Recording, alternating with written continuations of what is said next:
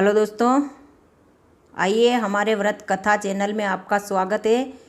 हमारे चैनल को सब्सक्राइब कीजिए, लाइक कीजिए और हमारे वीडियो आपको पसंद आए तो शेयर भी ज़रूर कीजिए। मैं आपके लिए लेके आई हूँ आज एक नई कहानी, गौरी माता की कहानी। जय गौरी माता। एक दिन के समय में कैलाश पे बैठे हुए शिवजी और पार्वती कहने लगे कि हे प्रभु, धरती पर चलकर देखते हैं कि भक्त अपने लिए क्या क्या कर रहे हैं और क्या क्या रचना हो रही है। तब भोलेनाथ ने कहा, नहीं गौरी, तुम मेरे साथ चलोगी तो तुम ये देख नहीं पाओगी कि धरती पे कितने लोग दुखी हैं, कितने सुखी हैं और कितने जीव जंतु कष्ट से भरे हुए हैं। तुम यहीं पर रहो, तुम नगर में नहीं चल पाओगी और इतनी तेज़ धूप है, तुम बर्फ़ में रहने वाली हो, वहाँ तुम धूप सह नहीं कर पाओगी और लोगों के कष्ट भी नहीं देख पाओगी। तब गौरी माता ने कहा, नहीं प्रभु, मैं नगर में चलूँगा और देखूँगा, मैं किसी प्रकार को कि आपको कष्ट नहीं आने दूँगा। तब प्रभु ने कहा कि हाँ चलो, पर एक शर्त पे चलना पड़ेगा, क्योंकि तुम कितने भी दुखी सुखी आएंगे तो तुम हट नहीं करोगी। तो गौरी माता ने कहा, हाँ प्रभु, नहीं करूँगा। तब ऐसा कहकर गौरी माता और शिवजी दोनों धरती पर आए। चलते चलते एक वन में आगे गए तो एक घोड़ी कष्टा रही थी। तब गौरी माता ने कहा कि प्रभु, ये क्या रचना है। तब प्रभु ने कहा कि ये तो घोड़ी माँ बनने वाली है, इसीलिए कष्टा रही है, एक बच्चे को जन्म देने वाली है। नहीं प्रभु, बच्चे को जन्म देते समय माँ को इतनी पीड़ा नहीं होती है, इसे पीड़ा से मुक्त करो। तब प्रभु ने कहा कि नहीं गौरी, जब माँ बनना है तो उन्हें कष्ट सहना पड़ेगा। माँ बनने की खुशी में तो उसे कष्ट भोगना ही पड़ेगा, तब उसे आनंद आएगा कि मेरे बच्चे को मैंने इतने दुख से पैदा किया है, तो उसे लाड प्यार करके इतना ही बड़ा करेगा। तब गौरी माता ने कहा कि प्रभु, अगर माँ बनने के लिए इतनी तकलीफ़ उठानी पड़ती है तो मैं कभी माँ नहीं बनूंगी, मेरे पल्ले में गांठ बांध दो। तब प्रभु ने कहा कि नहीं गौरी, माँ बनना तो बहुत सौभाग्य की बात है, तुम्हारे लिए मैं गांठ नहीं बांधूंगा। तब भी जिद कर कर गौरी माता ने प्रभु से गांठ बांधने के लिए मजबूर कर ही दिया और गौरी माता के लिए साड़ी के पल्लू में गांठ बांध दी। आगे गए तो राजा के नगर में गए।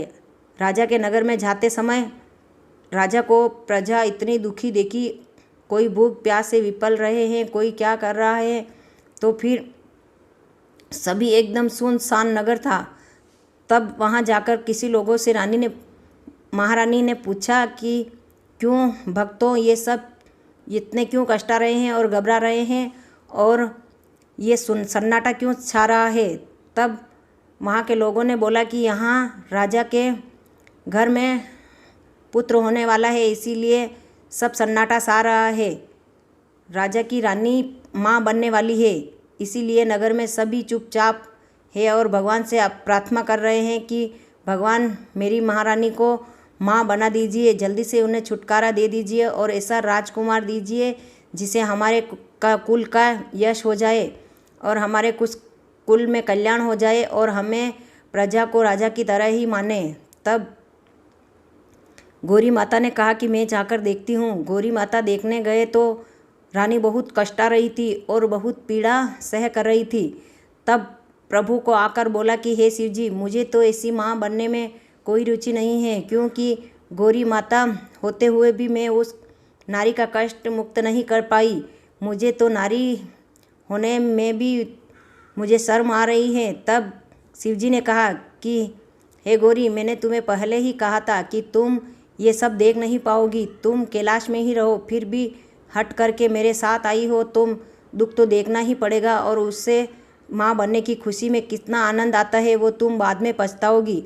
तब गौरी माता फिर से हट कर महादेव जी को कहा कि नहीं भोलेनाथ, मेरे तो पल्लू में गांठ दे दो, मुझे कोई माँ बनने की रुचि नहीं है।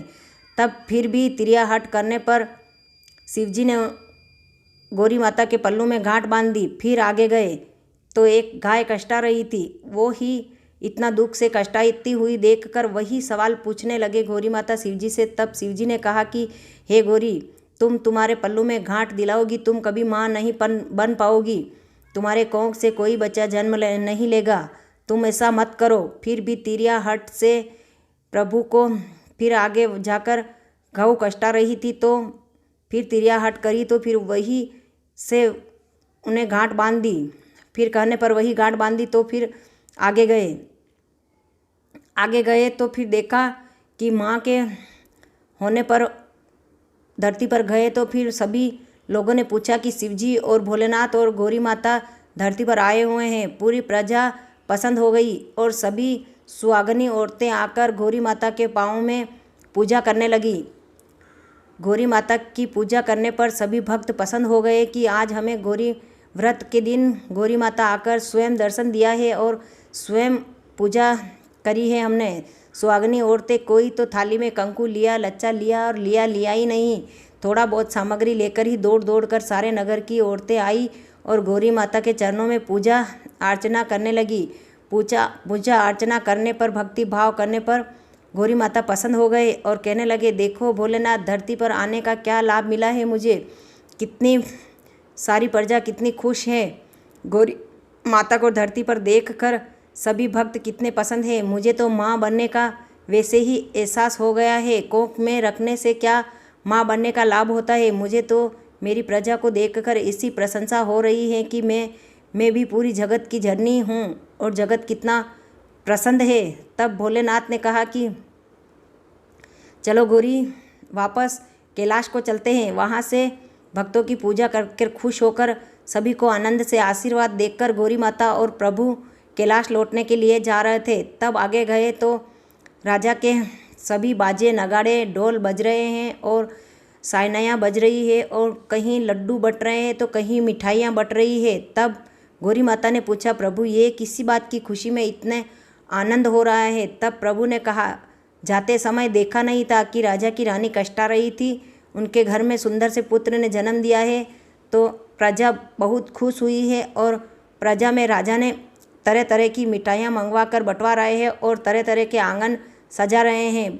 अपने बेटे की खुशी में देखो रानी कितनी खुश है। तब गौरी माता को एहसास हुआ और फिर कहने लगे कि प्रभु, मेरे ही पल्लू से गांठ छोड़ दो, मैं भी माँ बनने की इच्छुक हूँ, मुझे भी माँ बनना है। तब प्रभु ने कहा, नहीं गौरी, पहले मैंने तुम्हें कहा था कि तुम गांठ मत बंधवाओ। जब गांठ बंधवाओगी तो खुद ही पछताओगी कि माँ बनने का आनंद कैसा होता है। अब दोबारा गांठ नहीं खुलेगी। तब फिर से तिरिया हट करने पर गौरी माता ने प्रभु से हट कर गांठ खुलवा ही दी। वहाँ से गांठ खुलवा कर आगे गए तो वही गऊ कष्टा रही थी। वहाँ पर जाकर गऊ अपने बछड़े को लेकर बहुत खुश थी और बहुत प्रसन्न थी। बच्चे को गोदी में डाल के अपनी जीभा से बच्चों को चाट रही थी। तब प्रभु ने कहा, देखो गौरी, अब माँ बनने का आनंद देखो। तब गाय कितनी कष्टा रही थी। तब तुमने बोला था कि मुझे माँ कभी नहीं बनना है। अब देखो गाय अपने बछड़े को लेकर कितनी खुश हैं। तब गौरी माता के मन में बच्चे की लालसा जगी और कहने लगी कि मुझे भी माँ बनना है। गौरी माता ने फिर से प्रभु से हट करके उनके पल्लू में बंधी हुई गांठ फिर से खुलवा ली।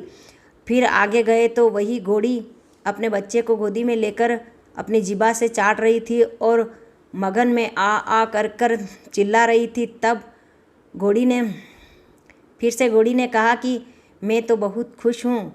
गौरी माता के पाँव में सिर नमाया और गौरी माता के सामने घोड़ी ने सिर नमाकर प्रणाम किया। तब गौरी माता फिर प्रभु से कहने लगी, देखो प्रभु, माँ बनने की कितनी खुशी है और बच्चों को कितने प्यार से अपने गर्दन हिलाकर बच्चों को अपने पास खींच रही है और मुझे भी प्रणाम कर रही है। ये जानवर भी, अपने पशु भी अपनी माँ और बच्चे की सभी भावना जानते हैं, फिर भी अपने गौरी माता को प्रणाम कर रहे हैं। तब फिर से उसने कहा कि मेरे प्रभु, पल्लू की गांठ खोल दो। तब मना करने पर भी प्रभु को मजबूर कर गौरी माता ने अपने गांठ खुलवा ली।